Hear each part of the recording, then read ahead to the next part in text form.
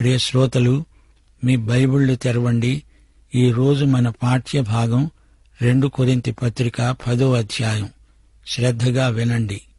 పౌలు కొరింథీ సంఘానికి ఉత్తరం రాస్తూ అన్నాడు, మీ ఎదుట ఉన్నప్పుడు మీలో అణకువ గలవాణ్ణి, ఎదట లేనప్పుడు మీ ఎడల ధైర్యము గలవాణ్ణి అయిన పౌలు అనే నేనే యేసుక్రీస్తు యొక్క సాత్వికము మృదుత్వమును బట్టి మిమ్ములను వేడుకుంటున్నాను. శరీర ప్రకారము నడుచుకునేవారమని మమ్మను గూర్చి కొందరు అనుకుంటున్నారు కారా? అటివారి ఎడల నేను తెగించి కాఠిన్యము చూపాలనుకుంటున్నాను. గాని నేను వచ్చినప్పుడు అలా కాఠిన్యము చూపకుండా చేయండని నేను మిమ్మల్ని బతిమాలుకుంటున్నాను. మేము శరీరధారులమై నడుచుకుంటున్నా శరీర ప్రకారము యుద్ధము చేయము. మా యుద్ధోపకరణములు శరీర సంబంధమైనవి కావు, గాని దేవుని ఎదుట దుర్గములను పడద్రోయజాలినంత బలము గలవై ఉన్నవి. మేము వితర్కములను, దేవుని గూర్చిన జ్ఞానమును అడ్డగించే ప్రతి ఆటంకమును పడద్రోసి, ప్రతి ఆలోచనను క్రీస్తుకు లోబడేటట్లు చెరపట్టి, మీరు సంపూర్ణ విధేయతను కనపరిచినప్పుడు సమస్తమైన అవిధేయతకు ప్రతిదండన చేయటానికి సిద్ధంగా ఉన్నాము. సంగతులను పైపైననే మీరు చూస్తున్నారు. ఎవడైనా తాను క్రీస్తు వాడను అని నమ్ముకున్న ఎడల అతడు ఎలా క్రీస్తువాడో అలాగే మేము క్రీస్తువారమని తన మనసులో తాను తిరిగి ఆలోచించుకోవాలి. పడదోయటానికి కాక మిమ్మల్ని కట్టడానికే ప్రభువు మాకు అనుగ్రహించిన అధికారమును గూర్చి నేను ఒకవేళ కొంచెం అధికముగా అతిశయపడినా నేను సిగ్గుపరచబడను. నేను రాసే పత్రికల వలన మిమ్మల్ని భయపెట్టాలని ఉన్నట్టు కనపడకుండా ఈ మాట చెప్తున్నాను. అతని పత్రికలు ఘనమైనవి, బలీయమైనవి, గాని అతడు శరీర రూపానికి బలహీనుడు. అతని ప్రసంగములు కొరగానివి అని ఒకడంటాడు. మేము ఎదట లేనప్పుడు పత్రికల ద్వారా మాటల యందు ఎట్టివారమై ఉన్నామో, ఎదట ఉన్నప్పుడు క్రియయందు అట్టివారిమై అని అలా అనుకునేవారు తలంచుకోవాలి. శ్రోతలు వింటున్నారా? ఈ అధ్యాయంలో పౌలు తన అపోస్తలత్వాన్ని సమర్థించుకుంటున్నాడు. ఎందుకంటే కొరింథీ సంఘంలో కొందరున్నారు, వారు పౌలు అపోస్తలత్వాన్ని సవాలు చేస్తున్నారు. పౌలును ప్రభువు పిలిచాడు. ఇంతవరకు పౌలు క్రైస్తవ జీవితాన్ని గురించి మాట్లాడాడు. ఆ తరువాత క్రైస్తవ దాతృత్వాన్ని గురించి ఎన్నో అమూల్య సత్యాలు బోధించాడు. ఇప్పుడు క్రైస్తవుని పిలుపును గురించి స్వానుభవంలో నుంచి మాట్లాడుతున్నాడు. కొరింథీ సంఘంలో చీలికలు ఏర్పడ్డాయి. 1 కొరింథీ 1 అధ్యాయం 11వ వచనంలో పౌలన్నాడు, మీలో కలహములున్నాయని క్లోయే ఇంటి వారి వలన నాకు తెలియవచ్చింది. సంఘంలో అధిక సంఖ్యాకులు పౌలు అధికారాన్ని ఒప్పుకున్నారు, లోబడ్డారు. కాని కొద్దిమంది ఎదురు తిరిగారు. పౌలు అధికారాన్ని వారు ఒప్పుకోవటం లేదు. ఈ పత్రికలో మొదటి 9 అధ్యాయాలు సంఘంలో అధిక సంఖ్యాకులను ఉద్దేశించినవి. 10, 11, 12 అధ్యాయాల్లోని సందేశం అల్పసంఖ్యాకుల కొరకు ఉద్దేశించబడింది. వెలుగులో ఉన్నవారికి చెప్పాల్సింది చెప్పి ఇప్పుడు చీకటిలో ఉన్నవారికి పౌలు బోధిస్తున్నాడు. తన ప్రేమ హృదయాన్ని వారి ఎదుట కృమ్మరిస్తున్నాడు. ఒక అపోస్తలుడుగా, ఒక మానవ మాతృడుగా 2 అంతస్తులలో నుండి పౌలు మాట్లాడుతున్నాడు. తన అపోస్తలత్వాన్ని శంకించే వారి నోళ్లు మూయిస్తున్నాడు. ధైర్యంగా మాట్లాడుతున్నాడు. క్రీస్తు యొక్క సాత్వికాన్ని, మృదుత్వాన్ని బట్టి మాట్లాడుతున్నాడు. నాకు అణకువ ఉన్నది, ధైర్యము ఉన్నది అంటున్నాడు. అంతకు ముందు పౌలు రాసిన ఉత్తరంలో కఠినమైన మాటలున్నాయి. వారిని సరిదిద్దాలని, గుణపరచాలని అలా మాట్లాడాడు. కొద్దిమందికి అది ఇష్టం లేదు. వారన్నారు, ఏమిటి, ఈయన పెద్ద ఉత్తరాలు రాస్తాడు, అంతే, స్వయంగా వచ్చి మన మధ్య నిలిచి మాట్లాడమను, ఆయనెంత, ఆయన ప్రసంగాలెంత. ఈ విధంగా వారు ఈసడించి విమర్శలు చేస్తున్నారు. క్రీస్తు యొక్క సాత్వికము, మృదుశీలము పౌలులో ఉన్నాయి. అందుకే ఆయన ఎంతో తగ్గించుకుని ప్రేమతో మాట్లాడుతున్నాడు. మొదట పౌలు కొరింథీకి వచ్చినప్పుడు డేరాలు కుట్టేవాడు. తన పోషణ కోసం ఎవరి మీద ఆధారపడినవాడు కాడు. అలా ఆధారపడడం ఆయనకు బొత్తిగా ఇష్టం లేదు. పగలంతా చేతులతో కష్టించి పనిచేశాడు, చెమటోడ్చి పనిచేశాడు. పని చేసి చేసి చేతులు మురికయ్యాయి. అలసిపోయాడు. పనిచేస్తూ కూడా సువార్త ప్రకటించాడు. ఇలాంటి గొప్ప సేవకుణ్ణి, యథార్థపరుణ్ణి కొరింథీ సంఘస్థుల్లో కొందరు తోలనాడుతున్నారు. ఈయన అపొస్తలుడు కానే కాడు అనేవారు కొందరు బయలుదేరారు. డేరాలు కుట్టుకొని బతికేవాడు ఈయన అపొస్తలుడా అంటూ తేలిక చేసి మాట్లాడుతున్నారు. పౌలు సాధారణ వ్యక్తిగానే కనపడుతున్నాడు గాని దేవుడు ఆయనను అపొస్తలుడుగా ఏర్పరచుకున్నాడు. యేసు యొక్క సాత్వికము, మృదుత్వము పౌలులో కానవస్తాయి.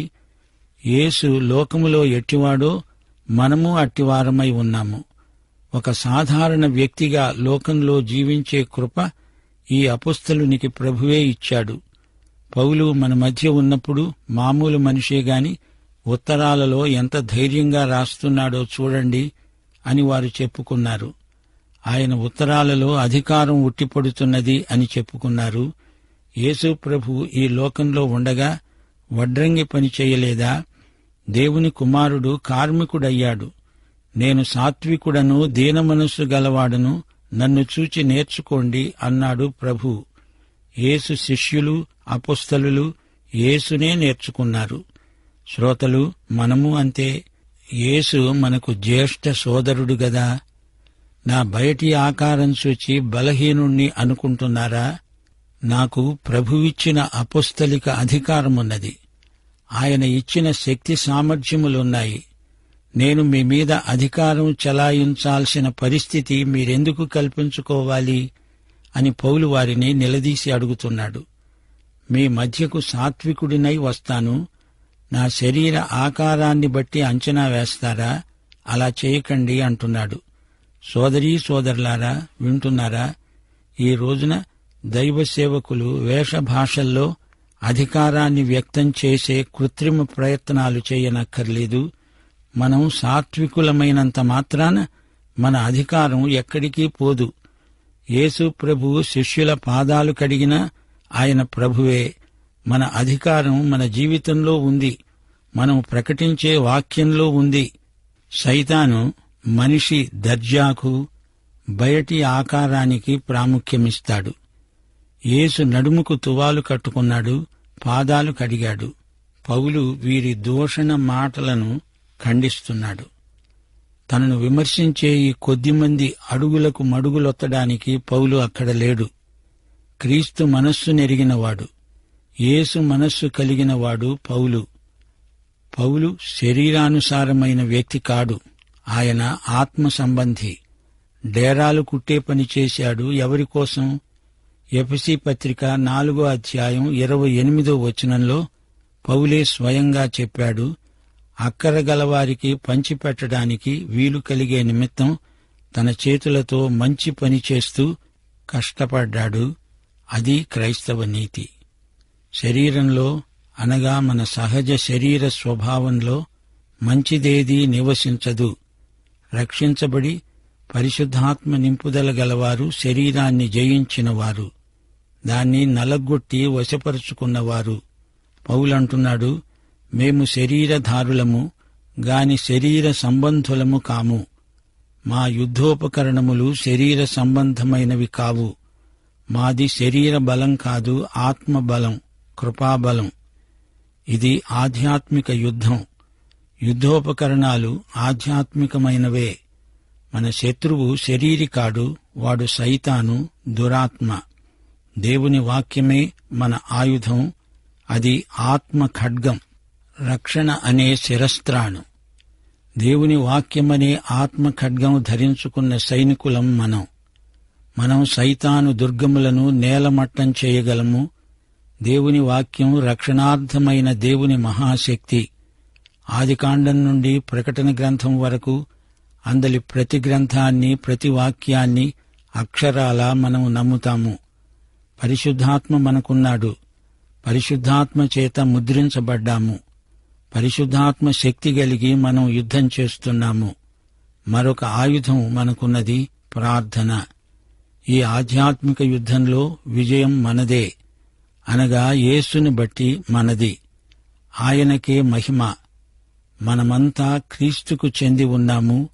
కొరింథీ సంఘబిడ్డలారా, మీరు మేము అందరము క్రీస్తుకు చెందిన వారమే. పౌలు సంఘస్థుల జీవితాలను కట్టేందుకే ప్రయాసపడుతున్నాడు. పడగొట్టే పని సైతానుది. దేవుడు మాకిచ్చిన అధికారం మీ జీవితాలను నిర్మాణాత్మకంగా అభివృద్ధిపరచడానికే వాడతాము గాని మీ మీద దాష్టీకం చేయటానికి కాదు. నా ఉత్తరాలు గాని నేను గాని మీ ఆధ్యాత్మిక శ్రేయస్సు కోసమే. నా ఆకారం బలహీనమే కావచ్చు గాని నా మనసు ఎలాంటిదో మీరు గ్రహించండి.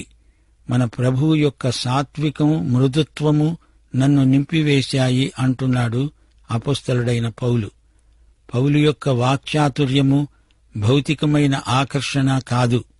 పౌలు ప్రకటించిన వాక్యం బలమైనది, శక్తిభరితమైనది.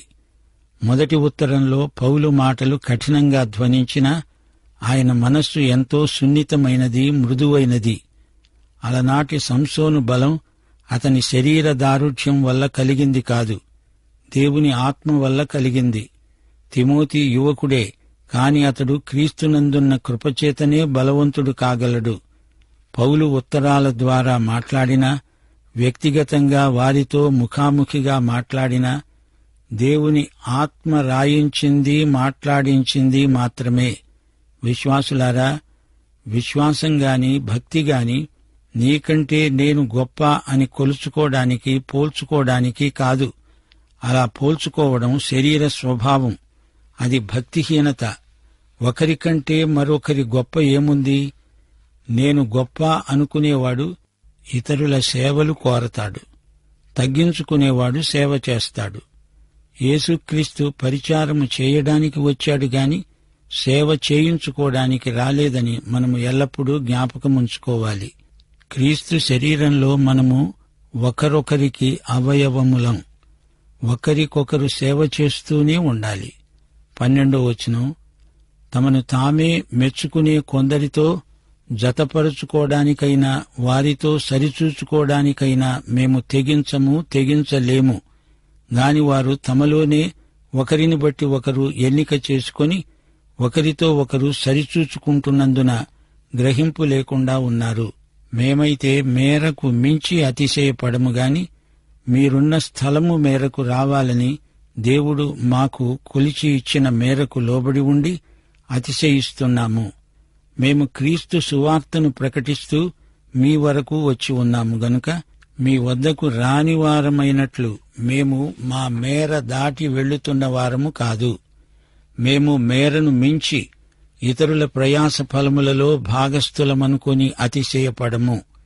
మీ విశ్వాసము అభివృద్ధి అయిన కొలది మాకు అనుగ్రహించబడిన మేరలకు లోపలనే సువార్తను మరి విశేషముగా వ్యాపింపచేస్తూ మీ ఆవలి ప్రదేశాలలో కూడా సువార్త ప్రకటించేటట్లు మేము మీ మూలముగా ఘనపరచబడతామని నిరీక్షిస్తున్నామే గాని మరి ఒకరి మేరలో చేరి సిద్ధమై ఉన్నవి మావే అయినట్లు అతిశయించగోరము. అతిశయించేవాడు ప్రభువునందే అతిశయించాలి. ప్రభువు మెచ్చుకునేవాడే యోగ్యుడు కాని తనను తానే మెచ్చుకునేవాడు యోగ్యుడు కాడు. ప్రియ శ్రోతలు వింటున్నారా? పౌలు అంటున్నాడు, కొరింథీ సంఘస్థులారా, నేను మీ మధ్యకు రాను అని కొందరు అనుకుంటున్నారు. నేను మరెక్కడికో వెడతానని, కొరింథీకి మాత్రం రాను అని వదంతులు, పుకార్లు పుట్టిస్తున్నారు. శ్రోతలు, దైవ సేవకులను గురించి ఈ రోజును కూడా ఇలాంటి పుకార్లు పుట్టించి ఊహాగానాలు చేసేవారు కొందరున్నారు. పాస్టరు మా ఇంటికి రాలేదని, మమ్మల్ని దర్శించలేదని సణిగేవారు కొందరుంటారు. దేవుని సమయాన్ని పదే పదే 1-2 ఇండ్లు దర్శించటంతో గడిపేస్తే దైవసేవకుడు ఈ విషయంలో దేవునికి లెక్క అప్పగించాల్సి వస్తుంది. దైవసేవకులతో దేవుని బిడ్డలు సహకరించాలి. అక్కర ఎక్కువ ఉన్న చోట్లకు వెళ్లాల్సి వస్తుంది. అంతేకాదు, దేవుని వాక్యాహారాన్ని సిద్ధపరచాలి గదా. ఆకలిగొని ఉన్న తన బిడ్డలకు అన్నం పెట్టాలి గదా. మొదట పౌలు కొరింథీకి ఒకసారి వచ్చాడు, వారికి సువార్త ప్రకటించాడు. కొరింథీకి రావడానికి సుదూర ప్రయాణం చేయవలసి వచ్చింది. నేను వచ్చి కొరింథీ సంఘంలో నెలల తరబడి గడపటానికి వీలు కాదు. నేను కొరింథీ సంఘానికి కాపరిని కాను, కాపరులను బలపరిచే అపోస్తలుణ్ణి. ఒకచోట పని ఆరంభించి ఆ సేవను ఒక యువకునికి అప్పగించి మరో చోటికి వెళ్లడం పౌలు యొక్క సేవా ప్రణాళిక. మరొకరి పునాది మీద పౌలు కట్టడు, కొత్త స్థలాలకు వెడతాడు. ఈ రోజున చాలామంది పౌలు పద్ధతి కాక తమ సొంత పద్ధతులు వాడి ఓడిపోతున్నారు. పౌలు పద్ధతులు దేవుని పద్ధతులు, పౌలు దర్శనం దేవుని దర్శనం. సోదరీ సోదరులారా, మనం అతిశయించాలంటే ప్రభువునందే అతిశయించాలి. ప్రభువు మనల్ని మెచ్చుకోవాలి. ఇతరుల మెప్పు మనకు అనవసరం.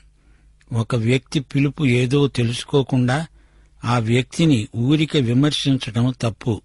ఒకరికి వ్యక్తిగత సువార్తకై పిలుపు ఉండవచ్చు, ఇంకొకరికి ప్రసంగ వేదికకు పిలుపు ఉండవచ్చు. విమర్శించకండి. వాక్యాహారం సరిగా వండి వడ్డించడానికి దైవ సేవకునికి వ్యవధి ఇవ్వండి, ప్రోత్సహించండి. అలాంటి సేవకుడు అటూ ఇటూ పరిగెత్తాలంటే కుదరదు. కొందరు బహిరంగ బోధకులు కాలేరుగాని చక్కని పరిచర్య చేయగలరు. ఎవరి వరమేదో, ఎవరి తలాంతు ఎలాంటిదో మనం గుర్తించాలి, వారికి సాయపడాలి. దైవ సేవకులను నిరాధారంగా విమర్శించడం మంచిది కాదు. పౌలు మాటలు జాగ్రత్తగా ధ్యానం చేయండి. మీకీ విషయం ఇట్టే బోధపడుతుంది. దేవుడు తనను ఏమి చేయడానికి పిలిచాడో పౌలు అదే చేశాడు. పౌలు ఒక అపోస్తలుడు, సువార్త యాత్రికుడు, సంఘ స్థాపకుడు, సంఘ పర్యవేక్షకుడు, యేసుక్రీస్తుతో జతపనివాడు. శ్రోతలు, ఈ అధ్యాయం మొదట్లో పౌలు యేసు యొక్క సాత్వికాన్ని, మృదుశీలాన్ని ప్రస్తావించాడు. యేసు మాధుర్యాన్ని రుచిచూచినవాడు పౌలు. మృదుత్వం అంటే ఇతరుల కష్టాన్ని, బాధను సహించలేకపోవడం. తన బాధను లెక్కచేయడు, ఇతరుల బాధకు తానెంతో బాధపడతాడు. పౌలుకు వ్యక్తిగతంగా ఎవరి విషయంలోనూ ఎట్టి మనస్పర్ధ లేదు. యేసు మనస్సుతో పౌలు మాట్లాడుతున్నాడు. మృదుత్వంలో న్యాయం, నైతికత్వం ఇమిడి ఉన్నాయి. యేసు మృదుశీలం అన్యాయాన్ని, అవినీతిని సహించదు. అన్యాయానికి గురి అయిన వారి పక్షాన ఎంతో నొచ్చుకుంటుంది. ప్రేమను బట్టి మాట్లాడుతుంది, సాయం చేస్తుంది. క్రీస్తులాంటి ప్రేమ న్యాయశాస్త్రాన్ని, ధర్మశాస్త్రాన్ని మించినది. పౌలు ఉత్తరంలో ఏమి రాశాడో అదే ముఖాముఖిగా చెబుతాడు. పౌలు యొక్క ప్రవర్తన గాని, శక్తి సామర్థ్యాలు గాని దేవుని వల్ల కలిగినవే. ఈ విషయాన్ని పౌలు స్పష్టం చేస్తున్నాడు. తనను నడిపించేవాడు, తనకు దారి చూపేవాడు ఆయనే. అందరిలాగే పౌలు మానవ మాత్రుడే, శరీరధారి. అయితే శరీర స్వభావాన్ని జయించినవాడు. యేసుక్రీస్తు అనుగ్రహించిన జయమే. శరీరాశలు, జీవపు డంబము తనలో లేవు అంటే అది దేవుని కృపాబలము మాత్రమే. దేవుని ఆత్మ నడిపించినట్లే నడుస్తున్నాడు. మానవ సహజమైన గర్వము అతనిలో ఏ కోశానా లేదు. యథార్థత, నిజాయితీ పౌలు మాటలలో, చేతలలో తేటగా కానవస్తాయి. ప్రతి ఆలోచనను చెరపట్టి తెచ్చి క్రీస్తుకు అప్పగిస్తాడు. అనగా శరీర సంబంధమైన ఆలోచనలను తనలో ఉండనివ్వడు. వాటిని ప్రభువుకు అప్పగిస్తాడు. ప్రభువే వాటిని ధ్వంసం చేయగలడు. పౌలు మాటల్లో మరో సత్యం స్పష్టమవుతోంది. నేను నీకంటే గొప్ప భక్తుణ్ణి అని ఒకడు మరొకడితో పోల్చుకోకూడదు. అది శరీర కార్యం, అది గర్వం, అహంకారం. క్రైస్తవ సహవాసంలో గర్వానికి, అహంభావానికి తావులేదు. విశ్వాసులందరూ క్షమించబడిన పాపులే గదా. అలాంటప్పుడు తరతమ భేదాలకు ఆస్కారమే లేదు. క్రీస్తు నావాడు అనుకున్నప్పుడు నేను క్రీస్తు వాడను అని చెప్పగలగాలి. కొందరు పౌలును విమర్శిస్తూ అతనికి శరీర సౌష్ఠవం లేదు, బలహీనుడు, అంత గొప్ప వక్త కాడు అన్నారు. అవునుగాని అతనిలో క్రీస్తు బలాధిక్యమున్నది. అది పౌలు విమర్శకులు గుర్తించలేకపోతున్నారు. సంఘాన్ని స్థాపించినవాడు ఆధ్యాత్మికంగా పౌలు. వారికి తండ్రిలాంటివాడు. తనను వ్యతిరేకించేవారు ఏం చూచుకొని అతిశయిస్తున్నారు? మీలో ఎవరికంటే ఎవరు గొప్ప చెప్పండి అని పౌలు అల్పసంఖ్యాకులైన తన ప్రతికక్షులను నిలదీసి అడుగుతున్నాడు. మీలో మీరు ఒకరితో ఒకరు పోల్చుకోవడం కాదు, యేసు ప్రభువుతో పోల్చుకుని చూడండి. అప్పుడు మీకే సిగ్గనిపిస్తుంది, మీకు గర్వభంగమవుతుంది. ప్రభువు నీతో చెప్పాలి, భళా మంచి దాసుడా అని నిన్ను ప్రశంసించాల్సింది ప్రభువే. మరొకరి పునాది మీద కట్టడం పౌలుకు సుతరాము ఇష్టం లేదు. సువార్త ప్రకటించబడని చోట్లకు వెళ్లాలని, సుదూర ప్రాంతాలలో క్రీస్తును ప్రకటించాలని పౌలు తపన. మీ ఆవలి ప్రదేశాలలో కూడా సువార్త ప్రకటించాలని ఉంది అంటున్నాడు పౌలు. మరొకరి మేరలో ప్రవేశించి అది మాది అని చెప్పము. మీ విశ్వాసము అభివృద్ధి అయ్యేంతవరకే మీ మధ్య ఉంటాము. ఆ తరువాత పొలిమేర దాటి అవతలికి వెళ్తాము అని పౌలు తన దర్శనాన్ని వారితో పంచుతున్నాడు. ప్రియ శ్రోత, నీవు యేసుక్రీస్తును నీ స్వకీయ రక్షకుడుగా ఎరుగుదువా? అయితే ఈ సందేశం నీకోసమే. పాఠం ఇంతటితో సమాప్తం.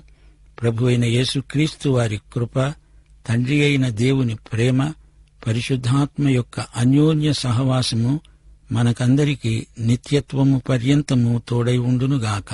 ఆమేన్.